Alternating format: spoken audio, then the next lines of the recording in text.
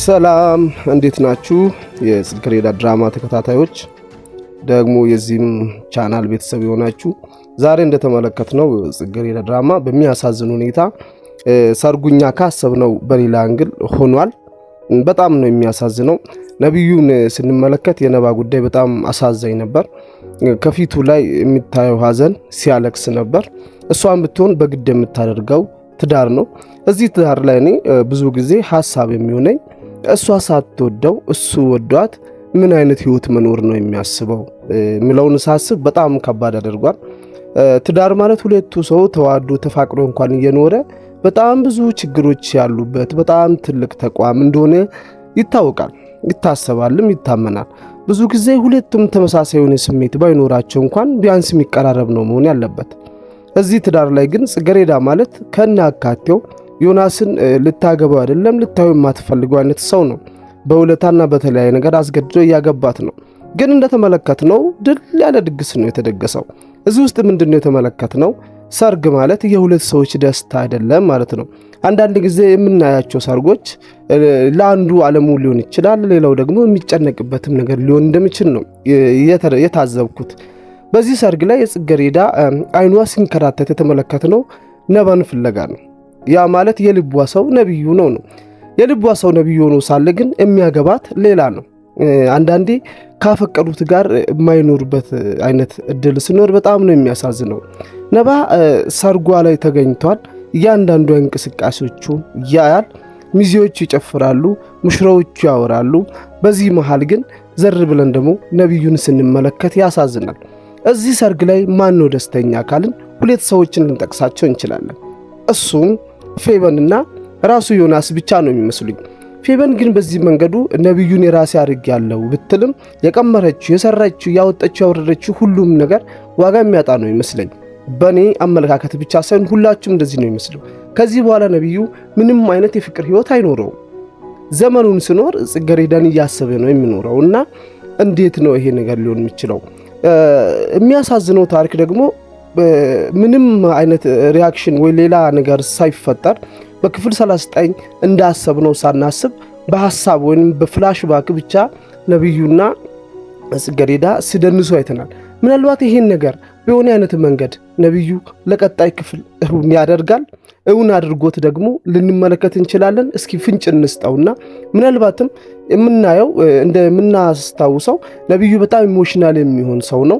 ፕላስ ደግሞ ገንዘብ ያለው ሰው ነው። የሆነ ጥፋት ቢያጠፋ በገንዘቡ ነገሮችን ማስተካከል የሚችል አባት ያለው ልጅ ነውና ከዚህ ሰርግ ቦታ ጽጌረዳን ይዞ ይኮበልላል ወይስ አያደርግም? በእርግጥ ነገሩ እንደምናየው እስከ መጨረሻው የተዘጋውንም ያለቀ ይመስላል።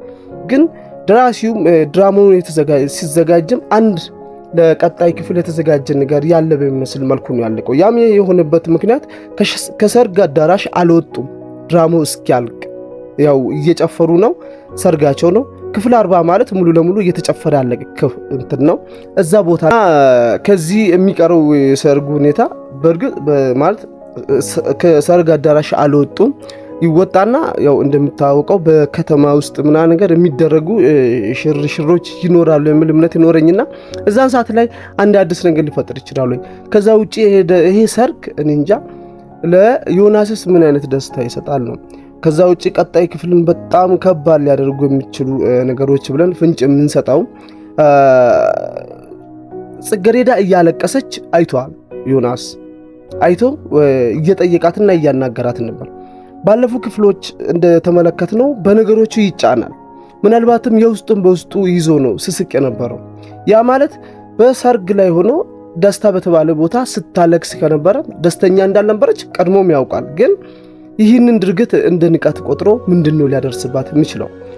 ሰርግ የተባለው ነገር ከተደረገ በኋላ ባሉ ቀናቶች ውስጥ ምን አይነት ውጥረት ነው ልንመለከት የምንችለው የምለውን ስናስብ በጣም ሌላ እንትን ይዛልና ስለዚህ ድራማ ምን አይነት ኮሜንት ጻፉላችሁ እንደምችል ባላቅም ይሄ ነገር እውነት እንዳሰብነው ከዮናስ ጋር ጽጌረዳ የምትቆይ ወይንም እስከ መጨረሻው ከጽጌረዳ ጋር ጽጌረዳና ዮናስ እንድትዳር ይኖራሉ ወይስ ለነብዩ በገባችው ቃል መሰረት ጽጌረዳ ነገሮቹን ትታ ማለት ሩቅ ባልሆነ ሰዓት ውስጥ ተመልሳ ከነብዩ ጋር ትኖራለች? በነገራችን ላይ ትንሽ መጠበቅ ከቻልክ ደስ የሚል የፍቅር ጊዜ ደስ የሚል የፍቅር ሰዓታትን ከዚህ በኋላ እናሳልፋለን፣ አብረን አንድ እንሆናለን ብላ ቃል ገብታለታለች። ሌላ ደግሞ ብዙ ጊዜ የፌቨንን ሴራ ካወቀች ሰዓት አንስቶ ብዙ ነገር ትላታለች። ግን መጨረሻ አካባቢ እያለቻት የነበረችው ነገር የሚከብድ ነው። ተቀይር ያለው ሌላ ሰው ሆኛለሁ ነው። እናስታውስ ካለን ከነ መስፍን ቤት ላይ ሽጉጥ እስከ መስረቅ ደርሳለች። ስለዚህ ጽጌረዳን የሆነ ነገር በጣም ቀይሯታል እና ቀጣይ እንትኖች ላይ ምሁር ጽጌረዳ በጣም ይሄ በቀለኛ ሆና የምትመለስ አይመስላችሁም ወይ? አሁን እያገባችው ያለችው ዲል ያደረጉትን ነገር እሷን ከወንጀል ነፃ ስላወጣት የሱን ምላሽ ለመስጠት አገባችው እንጂ ቀጣይ ክፍሎቹ ሞር ከጽጌረዳ ይልቅ ሌላ በዙሪያዋ ሴራ ሲያሰሩ ለነበሩ ሰዎች በጣም ከባዱ ቀን የሚሆን አይመስላችሁም ወይ? እስኪ ይሄንን ሐሳብ እናንተ ጋር ምን አይነት ስሜትና ሐሳብ እንዳለ በኮሜንት ላይ አስቀምጡ። ከዛ ደግሞ ሌላኛው ነገር የጽጌረዳ እናት ኦፕራሲዮን የመሆን ጉዳይ ነው። ኦሬዲ አደራ ለመስፍን ሰጥታለች። ቀጣይ ያለው እርምጃ የሚሆነው ያ ይሆናል። ያ ደግሞ ቀጣይ ክፍሎች ላይ የምንመለከታቸው ነገሮች ከሆኑ እስኪ እንደተባለው ህመሙ እውነት ሆኖ በዚህ በጭንቅላት እጢ ምክንያት ኦፕራሲዮን ከሆነች በኋላ ሙሉ ለሙሉ ማስታወስ ባትችል ጽጌረዳ ምን አይነት እርምጃ ነው የምትወስደው? ምናልባትም እንደ እናት አሳድጋታለች። እዛ ቤት ውስጥ ሰራተኛ ሆና አሳድጋለች። ፌቨንንም ጽጌረዳንም እንደ እናት ያለች የፌቨን እናት ብለን ብንመለከት እንኳን አንዳንድ መከፋፈሎች አንዳንድ እንትኖችን እየተመለከተች ነበር። ክፋቶች አሉ፣ ሰው ነች ምናምና ከዚህ አንጻር እስኪ ቀጣይ ክፍሎች ላይ የሚጠበቁ ነገሮች አሉ። እንትን ምስጢር የተባለው ነገር የመስፍንን አሳልፋ ለፌቨን እናት ስለነገረቻት ቀጣይ ፋይት በፌቨን እናትና በመስፍን መካከል ትልቅ ነገር ይዞ የሚነሳ ይመስላል።